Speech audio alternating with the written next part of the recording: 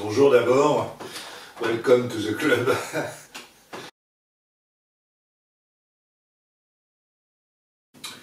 Oui, effectivement, je fais pas mal de choses, oui, mais tout est complémentaire. Hein. Je reste quand même, je pense, dans le domaine artistique. Donc, je sais pas, comment vous dire. Je crois, par exemple, l'écriture. Elle est nécessaire, c'est un lien pratiquement avec tout ce que je peux faire. Je vais vous donner un exemple. Lorsque je fais un reportage, je ramène des images qui ne sont pas forcément cohérentes les unes envers les autres. C'est la narration qui fait que je vais pouvoir reconstituer quelque chose tout à fait juste dans le fond, mais qui va me permettre techniquement, si vous voulez, de relier les plans. Et souvent, la narration va sauver la vie. Donc il faut savoir écrire, il faut savoir aussi raconter les choses. La peinture, il m'est arrivé, si vous voulez, d'être obligé de peindre ou de faire des aquarelles pour un documentaire parce que je n'avais pas les moyens d'acheter les illustrations nécessaires. Donc là aussi, pareil, tac tac. La musique, les chansons, bon, ça c'est encore autre chose, mais c'est de l'écriture aussi. Et puis, c'est compatible également avec, mettons, un film. Qu'est-ce que je veux, la photo, ben oui, la photographie, bon, moi je fais beaucoup de photos de reportage surtout, hein, c'est plus ça, c'est-à-dire que ça m'accompagne toujours. Ce qui m'intéresse, c'est l'humain, plus qu'un paysage, vous voyez, un coucher de soleil, bon, je m'en tape un peu. Ce qui m'intéresse, c'est plus l'émotion, ou une information qui va apparaître sur la photo. Également, ça me sert dans un documentaire. Bon, qu'est-ce que je fais d'autre encore? Je ne sais pas. Si vous voulez, là, en étant réalisateur, il est important aussi de savoir monter. Donc, sur les longs métrages, etc., évidemment, je préfère travailler avec un monteur, parce que le vrai monteur professionnel a des trucs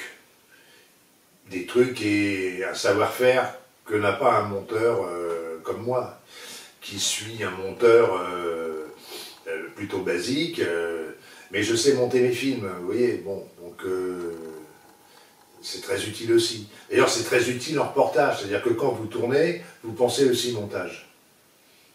C'est essentiel. Donc, voilà, je ne sais pas, qu'est-ce que je fais d'autre encore? Je fais des choses... on a parlé de la musique, on a parlé de la peinture, on a parlé de la photo, on a parlé de films. Bon, bah, c'est à peu près tout, hein, finalement. Si, l'acteur, je fais l'acteur aussi. Et pourquoi je fais l'acteur, figurez-vous? Parce que je ne peux pas me payer une star, alors je joue moi-même, voilà. Donc c'est toujours parce que je manque de moyens, comprenez-vous, que je fais tout par moi-même. La bibliothèque verte. Ce sont les lectures de jeunesse, hein, qui vous forgent un état d'esprit. Moi j'ai beaucoup lu. Alors, ça commence avec Fenimore Cooper, Walter Scott, Jack London. Après vous allez un peu vers Pierre Benoît, Joseph Perret, Henri Montfred, évidemment, Joseph Kessel, dans tous les coins. Hemingway arrive avec son univers. Et les piliers que sont Conrad, Stevenson ou Melville, ça vous forge, ouais. Et puis j'ai beaucoup lu aussi de récits d'explorateurs. Paul-Émile Victor était presque mon idole. Moi je dis presque, était un personnage que j'admirais profondément. Je rêvais de faire comme lui, de partir sur le pourquoi pas et d'aller vivre avec les Inuits au Groenland. Tout ça m'a toujours fasciné, oui, et c'était du rêve aussi, hein. Mais vous savez, enfin moi, je rêve énormément, j'ai beaucoup de rêves, et on me l'a souvent reproché, mais j'en ai aussi réalisé quelques-uns, et voilà, je crois que c'est ça, c'est tout, hein.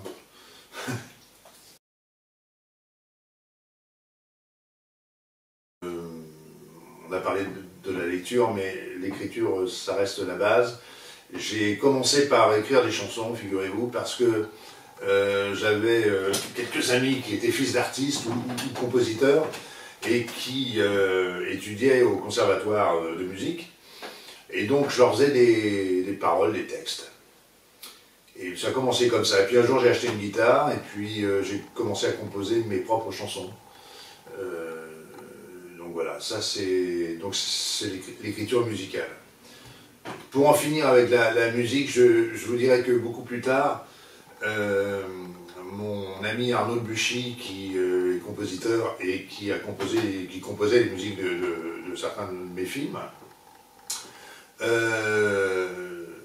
a écouté les chansons que je faisais. Moi, je les chantais pour les amis uniquement. Hein.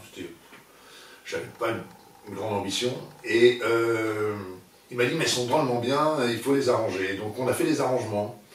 Et comme je suis breton, on a donné une petite variation celtique à certaines chansons. On a fait venir des musiciens comme celtes comme Franche Gobel, Michel Foulon, qui sont venus nous donner un coup de main avec leur cornemuse. Et on a fait 2 albums, dont je suis fier, heureux, enfin en tout cas heureux qu'ils existent. Voilà. J'écris aussi des textes pour d'autres, hein. Mais ces 2 albums-là existent et j'en suis bien heureux. Alors ça c'est pour la musique. Et maintenant l'écriture en elle-même, bah écoutez, c'est assez simple. J'ai toujours écrit. J'ai écrit mon premier roman à 25 ans. C'était une forme de nécessité. Très dur d'écrire le premier roman. Et puis après j'ai enchaîné. J'ai toujours écrit, hein, même s'ils n'étaient pas publiés, ils existent. C'est essentiel. Et puis,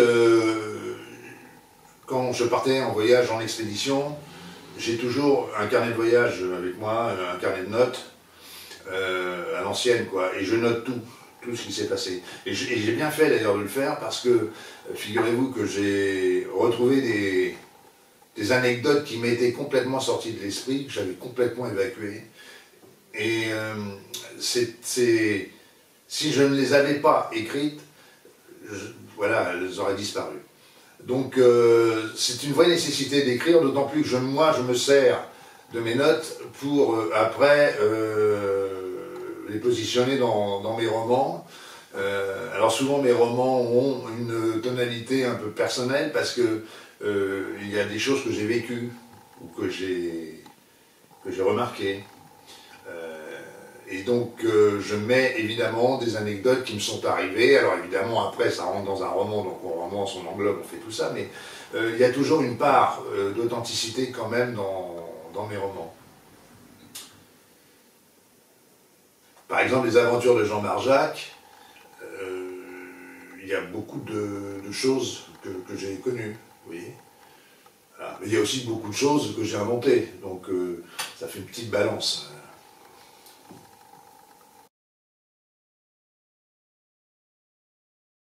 À la base, je suis cinéphile, c'est-à-dire que j'essaie de voir tous les films, je lis tous les magazines, tous les livres concernant le 7e art. Je suis capable de traverser tout Paris, parce qu'à l'époque, on n'a pas, c'est pas comme aujourd'hui, hein, où on fait clic et on peut avoir un film, non. À l'époque, il faut traverser, mettons, tout Paris pour voir un vieux film muet, et encore, on a de la chance d'être en France, parce qu'en France, on diffusait ce type de film. Je suis capable d'aller à l'Action Christine, évidemment, le dimanche après-midi pour voir un vieux Bogart. J'étais fasciné par le film noir, comme j'étais fasciné aussi par le roman noir. Les Chandler, Dashiell Hammett, Peter Chenet, etc. Et donc j'ai évidemment eu la filiation cinéma-écriture. Et donc j'allais voir à peu près tous les films noirs que je pouvais voir. Je tombais régulièrement amoureux de La Femme Fatale, qu'elle s'appelle Jean Tierney ou Ava Gardner. Et donc j'étais Jane Russell aussi, que j'aimais bien. Et puis Jean Peters, enfin je les aimais toutes. Et je n'avais qu'une envie, c'était de rentrer dans le film en noir et blanc, d'allumer ma clope, de boire mon drink et puis de faire un clin d'œil à la fille. Et je l'ai fait plus tard, ça, c'est-à-dire que quand j'ai fait Le Masque de Sienna, j'ai mis à peu près tous ces petits fantasmes du film noir, ce qui fait que le film est un peu parodique.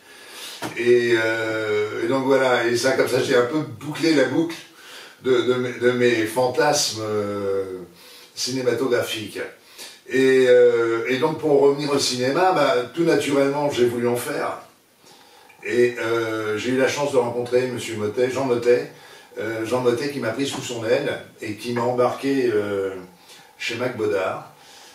Mac Bodard, c'était la plus grande productrice française, en tout cas la première. Et c'est elle qui a fait Les Parapluies de Cherbourg, Les Demoiselles de Rochefort. C'était l'ancienne femme de Lucien Bodard, le grand reporter et écrivain, et l'ami aussi de Pierre Lazareff. Et donc, elle a produit des tas de films, hein, beaucoup quelques Godard aussi. Et puis, plus tard, elle s'est orientée vers la télévision, mais de qualité, c'est-à-dire qu'elle a fait Les Dames de la Côte de Nina Companès, avec qui je tournerai un peu plus tard. J'ai fait trois épisodes, 3 films en fait, 3 téléfilms. Et donc, comment vous dire, à ce moment-là, je suis dans la production, moi. Hein, je travaille pour la production, donc je fais la régie, la production, etc. Et donc j'aurais bien continué, parce que j'ai fait, ça partait plutôt pas mal. Mais Jean Motet, malheureusement, a pris sa retraite. Alors, du coup, ça a coïncidé avec mon appel sous les drapeaux. Alors, je suis parti à l'armée. J'ai essayé de faire le CPA. Mais on m'a proposé un poste de projectionniste, et puis, un poste vraiment intéressant, mais moi, j'avais envie d'action. Je voulais vraiment... Et donc, je suis parvenu à... Il y avait une place qui se libérait à l'état-major de Saint-Germain-en-Laye. Il y avait une cellule audiovisuelle. Et là, c'était formidable. C'était une forme d'antenne du CIRPA, si vous voulez. Alors donc, on partait en reportage, en hélicoptère, en machin, etc. On était 4 mousquetaires. On a vraiment rigolé. On avait une totale liberté. Et là, j'ai découvert la caméra. J'ai appris le montage. J'ai compris tous les rudiments de la technique. Et du coup, bah, je partais en reportage régulièrement, ce qui fait que je suis devenu reporter un peu pour l'armée. Et puis après, en freelance, quand je suis sorti, j'ai travaillé en freelance, oui, c'est ça. J'ai fait un peu de news, quoi. Voilà. Et puis... Vous me demandez de raconter ma vie, là. Ça revient, remarquez, ça revient assez bien. Je me suis fait engager dans une maison de production de films publicitaire. Et là, c'est pareil, j'ai tout appris. Je suis resté 3 ans et demi. Alors, il y avait, la plupart du temps, il y avait le patron et moi. Et donc, moi, évidemment, du coup, je faisais tout, jour et nuit. Je voyais les clients dans la journée. On pouvait tourner dans la journée aussi, et monter dans la nuit, faire les copies aussi qu'il fallait livrer. Enfin, c'était ça n'arrêtait pas. Mais j'étais dans un joli contexte, parce qu'on faisait des très jolis spots, notamment pour Yves Saint Laurent, Pierre Cardin, nous sommes allés tourner au Maroc. Et on a, je sais pas, qu'est-ce qui me revient en tête. Moi, je travaillais pour Clarins. Alors, je faisais du casting, si vous voulez, c'était la beauté. Et donc, je faisais du casting de mannequins qui rentraient dans mon bureau et que je les habillais, tout simplement. Voilà. C'est encore une période où j'ai beaucoup appris. Mais il n'y avait pas MeToo, si vous voulez, à l'époque. Hein. Donc, les choses se passaient relativement bien. D'autant plus que j'étais très sérieux et professionnel, hein, je tiens à le préciser. Je ne suis pas du tout le genre de personnage que vous pourriez penser. Au contraire, j'étais très, très rigoureux là-dessus, je faisais très attention. Et comment vous dire, bah, c'était une très belle période pour un jeune homme, hein. Je dois reconnaître. Le seul problème qu'il y avait, c'est que moi, je ressentais le besoin de créer et que je n'étais pas engagé du tout pour la création. Et donc, j'ai ressenti le besoin d'arrêter ça et de me mettre vraiment à faire ce que je ressentais, c'est-à-dire je me suis mis à écrire, et c'est là d'ailleurs que j'ai écrit mon premier roman, j'ai commencé à écrire mon premier roman.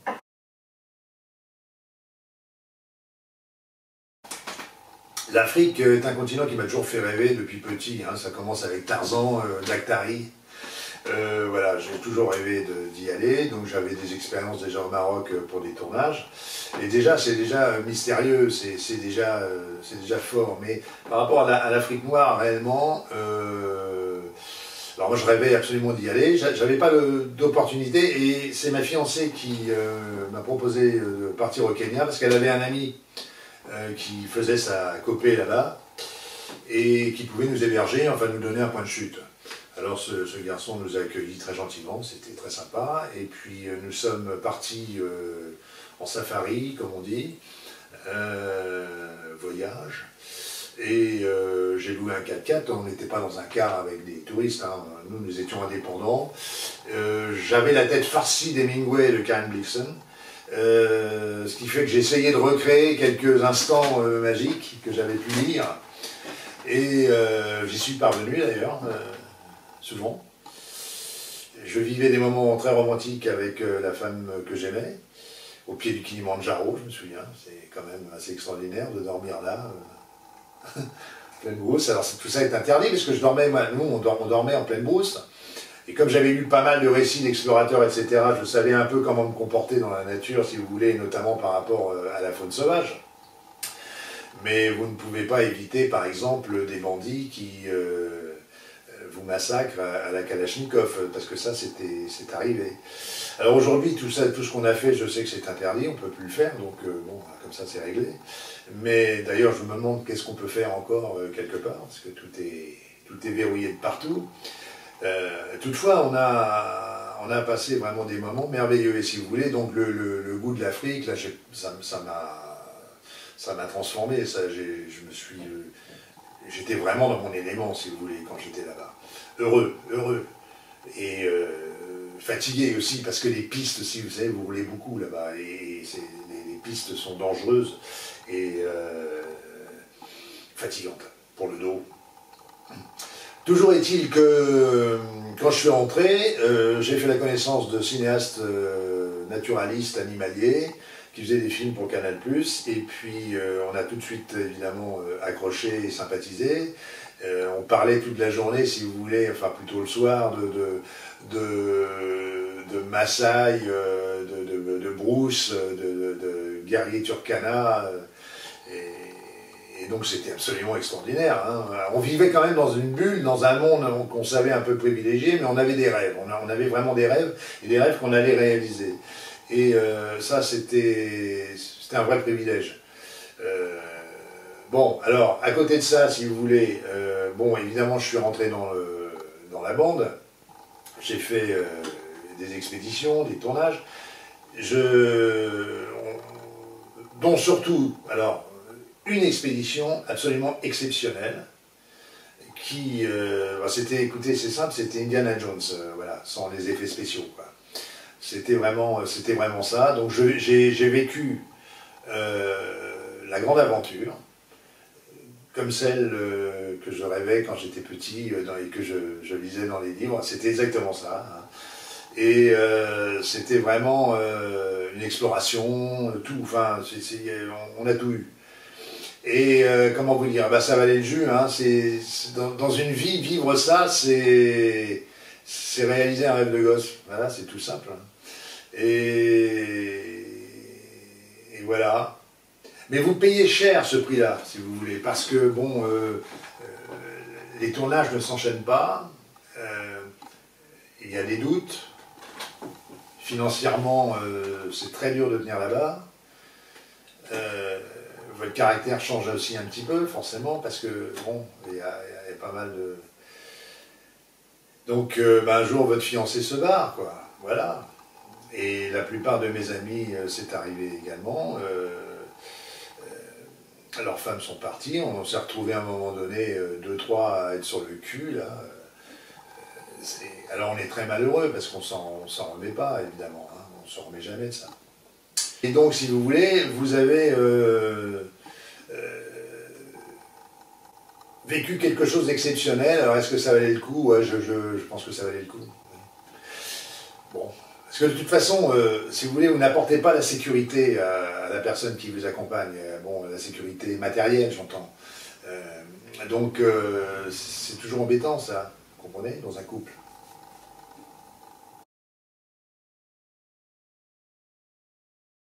Après, j'ai réalisé plusieurs films en Afrique, toujours, parce que je cherchais toujours à aller là-bas.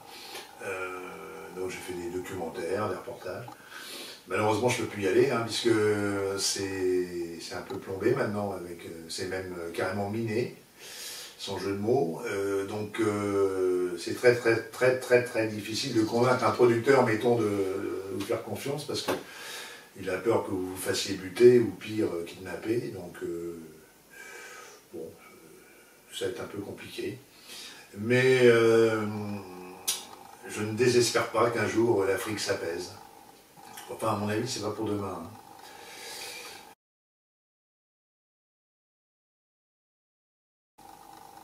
Les Racines ensablées, c'est un film auquel je tiens particulièrement. C'est un documentaire donc d'1 h 30, c'est un long métrage documentaire. Puisqu'il s'agit aussi de mes racines, puisque Winzegal est un petit port qui se trouve en Bretagne Nord, Côte d'Armor, à Ploie. Et moi, ma famille est originaire vraiment du lieu, et mon arrière-arrière-grand-père avait des poteaux à Winzegal, puisque les poteaux, ce sont des arbres qui sont plantés dans la mer, et les pêcheurs amarrent leur bateau entre les poteaux. Et donc, mon arrière-arrière-grand-père, donc vous voyez, ça se transmettait dans le temps de père en fils, quoi. Et donc j'ai décidé d'essayer de faire un film sur ce lieu magique, empreint d'un romantisme certain, et qui est magnifique. Pour certains, c'est le plus bel endroit du monde. Hein, une petite crique sentimentale, comme je le chantais, parce que j'avais fait une chanson aussi sur Winzegal. Et j'ai commencé à tourner, ça nous a pris 2 ans, parce qu'à l'époque, il n'y avait pas...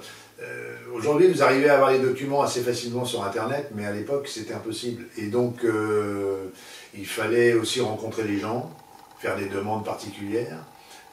Mais c'est ce que j'aime aussi dans le documentaire, c'est que les gens vous donnent, et vous donnent beaucoup, et ils vous donnent plus que ce que vous pouvez leur apporter. Et il y a une vraie générosité, en fait. Et puis la cause était belle, donc les gens m'ont donné leurs documents que personne n'avait jamais vus, en fait. Ce qui fait que le film a une vraie richesse iconographique aussi. Voilà. Donc le film a bien marché. Après, il y a une version télé, mais plus courte, de 26 minutes, qui est, à mon sens, qui a beaucoup moins de saveur, beaucoup moins de... C'est pas le même rythme, enfin ça a beaucoup moins d'intérêt, quoi, que le film original. J'ai fait une projection à l'Hermine, à Ploie. Donc il y avait 400 personnes, la salle était archi comble. On a refusé 200 personnes. Alors il faut dire que c'était gratuit, parce que j'avais offert la projection aux Plouatins, ce que je trouvais normal, parce que c'était leur... voilà, j'avais envie de faire ça. J'aurais pu faire payer, hein, mais j'avais pas, j'étais pas du tout, j'étais pas dans cet esprit-là, moi, du tout. Au contraire, je voulais faire un beau cadeau aux Plouatins, qui ont été formidables d'ailleurs, parce que ils ont acheté tout de suite le DVD, ce qui fait que j'en avais plus au bout d'un mois, tout le monde a acheté le DVD. Et ça a été donc un joli succès.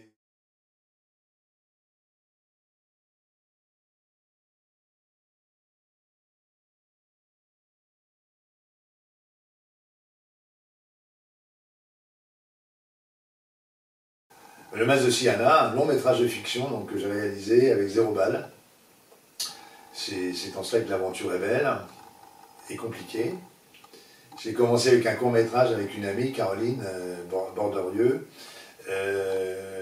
qui faisait ses premiers pas à l'écran aussi. Et Arnaud aussi de Buchy qui m'a aidé aussi techniquement. De toute façon, c'était mon fidèle compagnon pendant un certain temps. On a fait beaucoup de choses ensemble hein, quand même.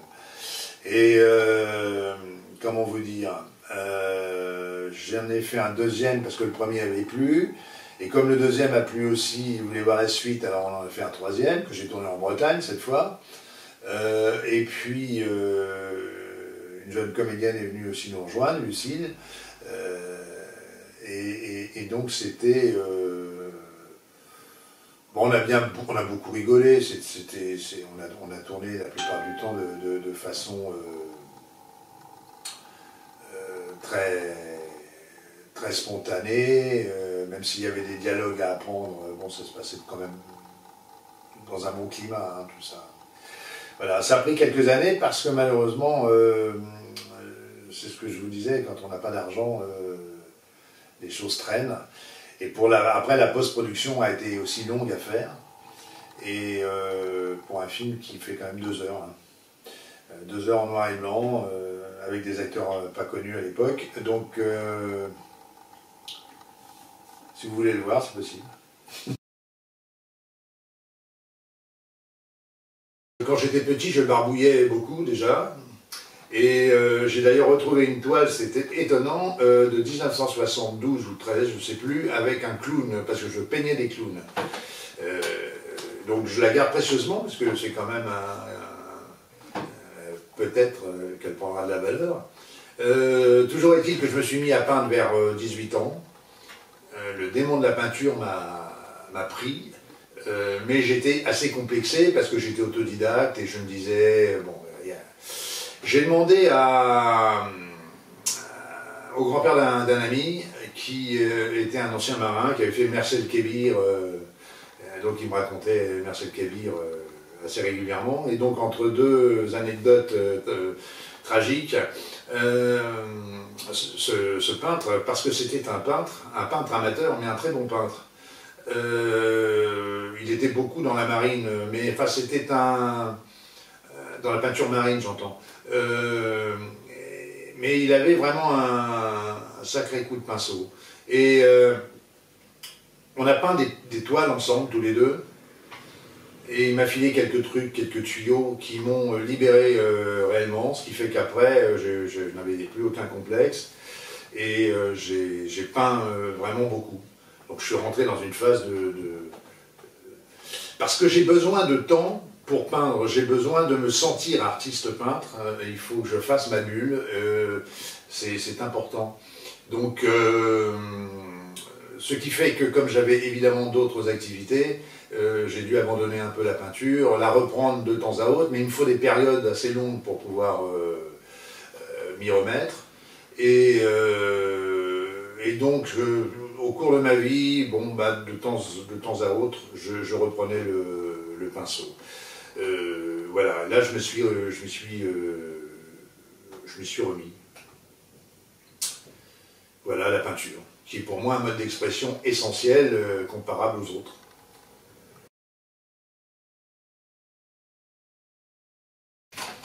Conclusion, parce qu'il faut toujours une conclusion. Alors, je fais un petit bilan de l'interview. Écoutez, je n'ai pas tout dit, ça c'est une certitude, parce qu'on ne peut pas, il y a une vie de travail, il y a une vie il y a énormément de choses. Donc je ne peux pas évidemment parler de tout. Mais disons que ça m'a fait plaisir de replonger dans mon passé, avec les bons moments surtout. Et puis, qu'est-ce que je peux vous dire? En conclusion, je pense profondément au fond de moi que l'avenir semble radieux.